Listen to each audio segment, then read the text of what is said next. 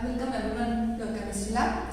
Today we will be seeing with one of the demonstration experiment, that is chemical kinetics. So as the name suggests, it says that it is nothing but the study of a rate of a reaction. Coming to the aim of this particular experiment is the study of effect of concentration on the rate of a reaction between a sodium thiosulfate and hydrochloric acid solution. Coming to our principle, whatever the sodium thiosulfate we have taken, it reacts with hydrochloric acid and forms a translucent colloidal solution of sulfur. Here is the reaction where Na2S2O3 is sodium thiosulfate. It is reacting with HCl.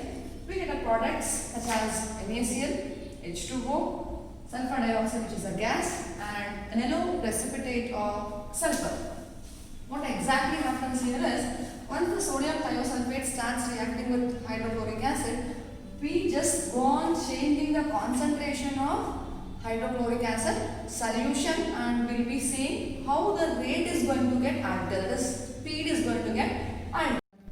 Coming to materials required, we require a burette, beaker, pipette, 1.1 molar sodium thiosulfate and 1 molar hydrochloric acid solution along with a stopcock.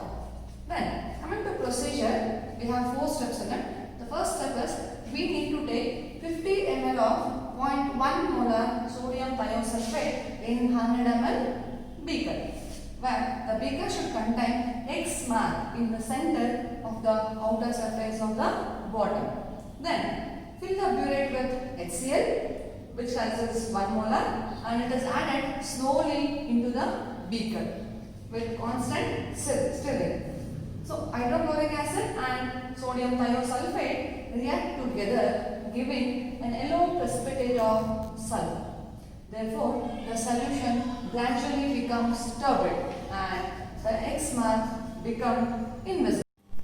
A stopcock is started after adding about 1 ml of 1 molar hydrochloric acid solution, and the time at which the X mark becomes invisible is recorded.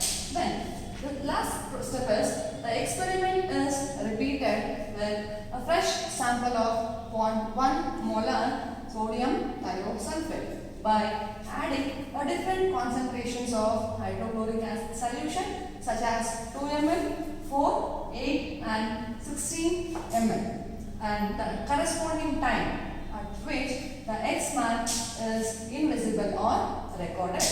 Coming to the tabular column, whatever the time which is recorded during the experiment, it will be recorded in a tabular column where we have 5 trials, 1, 2, 4, 8 and 16 ml of hydrochloric acid solution. We should record the time for each of the trial. Once we finish the practical session, then we should plot a graph and come to a conclusion what exactly is going to happen. That is whether the rate is going to increase or the rate is going to decrease.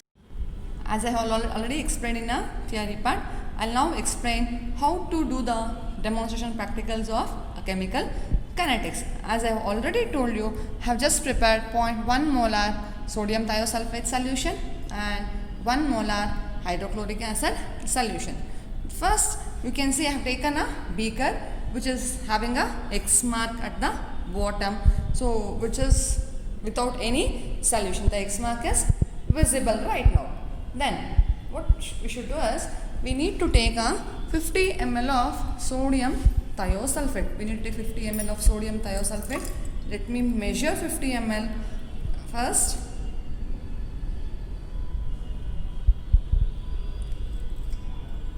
It should be exactly. I have measured 50 ml of sodium thiosulfate and I just add it to a beaker. Just add it to a beaker. Then next, I told you we will be taking 1 ml of hydrochloric acid, where I will be taking in a burette. But now, since we are doing only 2 trials, I will just take it in a measuring cylinder. It is enough. Just take 1 ml for the first trial.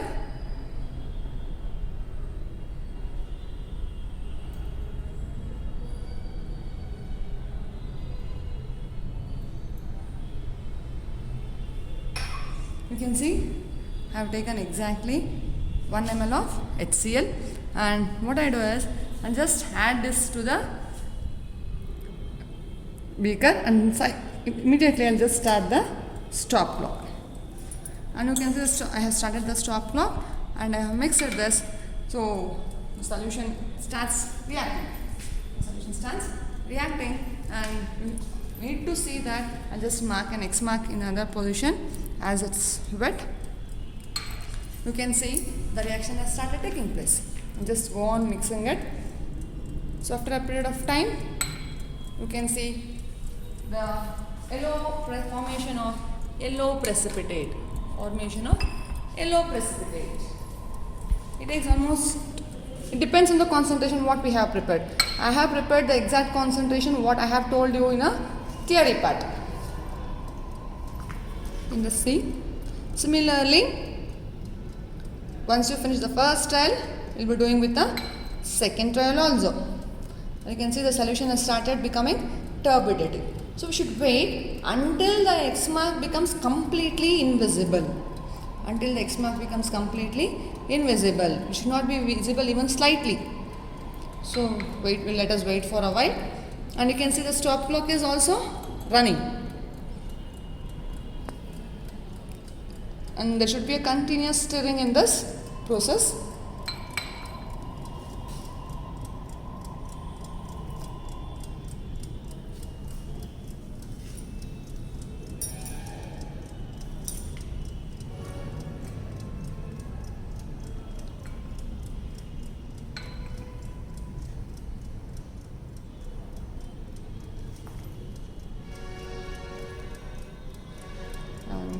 After continuous stirring, you can see that X mark becomes invisible.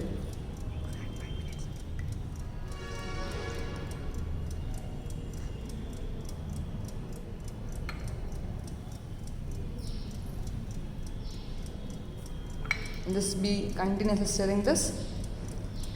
Even in spite of that, the X mark is slightly visible.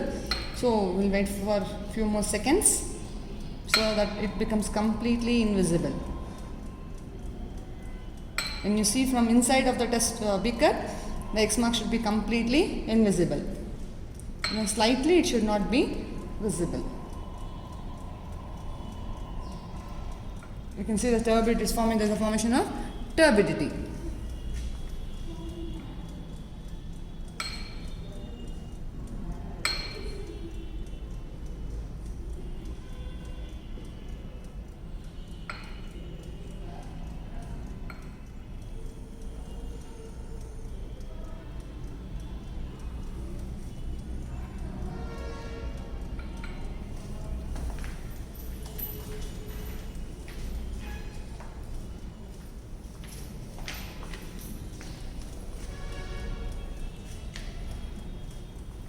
It's almost at the end of the process.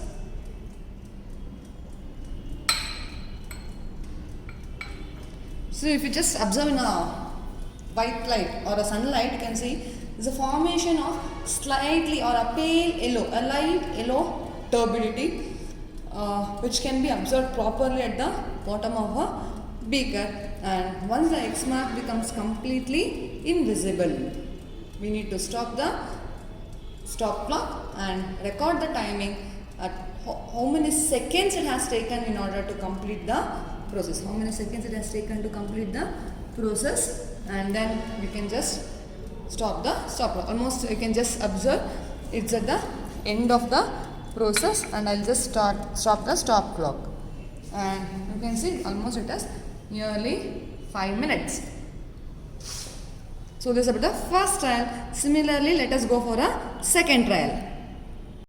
For second trial, I'll just take again 50 ml of sodium thiosulfate.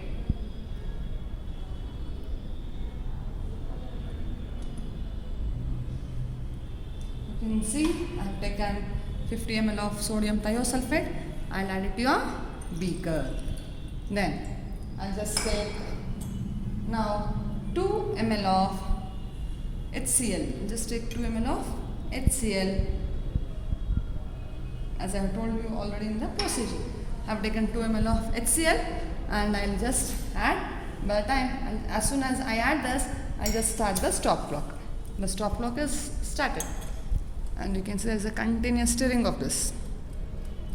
And simultaneously, as we did for a first trial, we need to record our timings.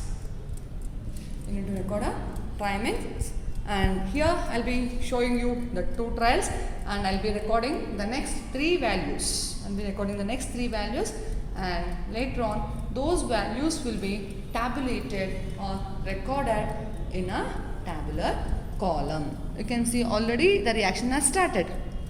Already the reaction has started, and there is a slight formation of turbidity. The slight formation of turbidity. Usually we use this chemical kinetics in industries just in order to increase the rate of a reaction. That is why we need to increase the rate of a reaction is in order to produce the chemicals in a larger quantity when in a short duration of time. That is nothing but why we study the chemical kinetics majorly in the case why it is used in a industries. Okay, and you can see it's almost coming to the end. You can see the X mark is visible. You can see still the X mark is visible, and after a period of time you can see it becomes completely invisible. Within a short period, one or less than 1 minute, it becomes completely invisible. We'll just wait for a minute and see. Even if it is slightly visible, we cannot say that the reaction is completed. The reaction is completed. The reaction has to be completed. Only it indicates that it is completed only when the X mark is completely invisible. Even now it's slightly visible. We'll just wait for a while, and you can see the time has been recorded in a stop clock. Time has been recorded in a stop clock, and once we finish this trial, we'll just record the values in a tabular column, and we'll just draw a graph. We'll come to a conclusion what exactly is going to happen. You can just observe here, in the previous trial I have taken 1 ml of dilute HCl. Here I have taken 2 ml of 1 molar HCl. You can see the speed of the turbidity is increasing. That is, the speed of turbidity is increasing. That indicates as the concentration increases, the rate of a reaction also increases. I hope you people have understood, and let us see. Almost it's at the end of the experiment.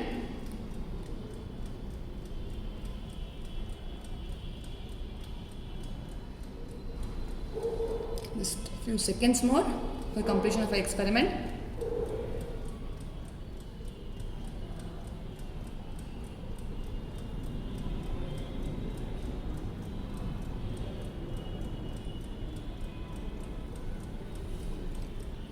It's almost at the end.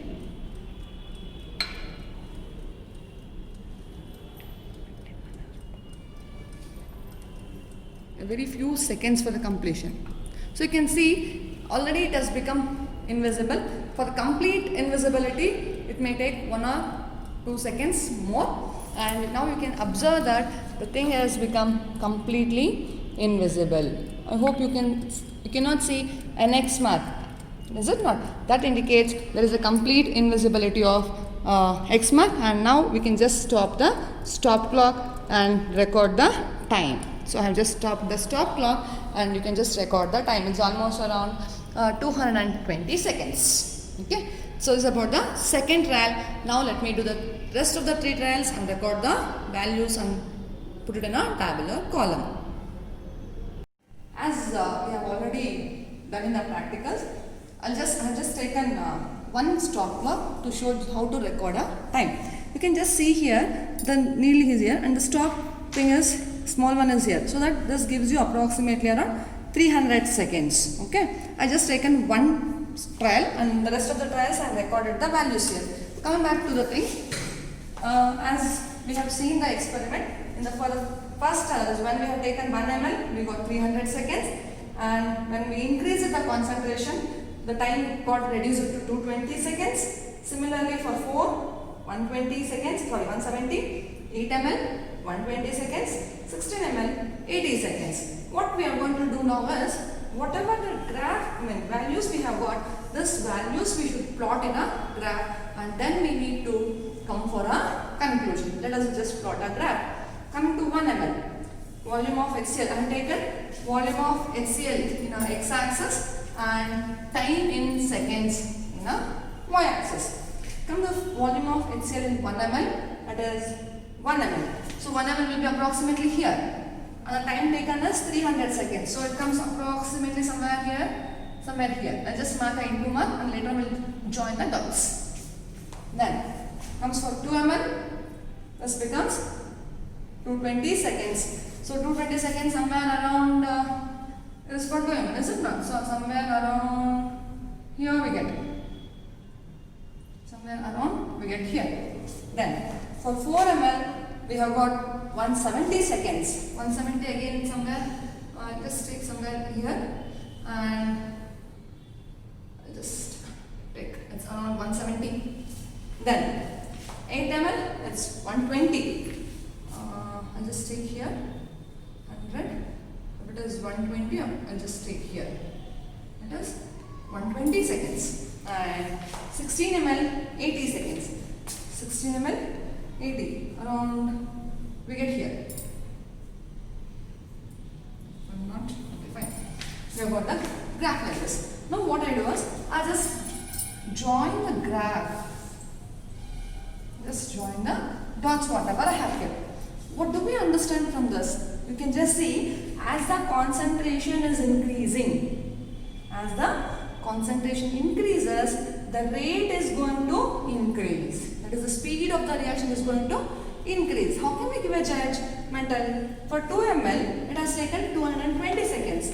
For 16 ml, it has taken 80 seconds. From this, we can conclude that as the concentration changes, the rate of a reaction gets increased, or as the concentration of the reactant increases, the rate of a reaction also increases. This will be the conclusion for this experiment.